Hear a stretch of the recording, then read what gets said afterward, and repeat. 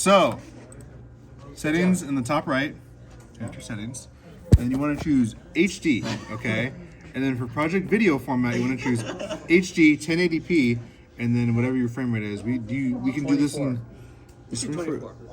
They don't even. Oh, they do. 23.98, and then go here to recording. Yep. And then you can choose where you want it to go. There you go. So let's just drop it on the desktop or something. I don't care. Or you can put it in a folder within the desktop. We'll do that. So we'll name this. We'll name this. All right. Yeah. Are you PC? Fight for Air. I stopped using Mac when I couldn't afford it anymore. And then so now it goes into Fight for Air. Yeah. And then you want default file format to be H.264, and then you want to have it be the program clean. I was thinking your PC hit guy save. helps a lot. Yeah. And that's it. And then whenever you want to record, you hit the record button in the top left, or you can hit the record button on the keyboard, and it'll start recording. Record is under home there. And yeah, so now that we're done with that, you can audio. We don't have the thing to put in right now, and I'll be here for that. What's your name?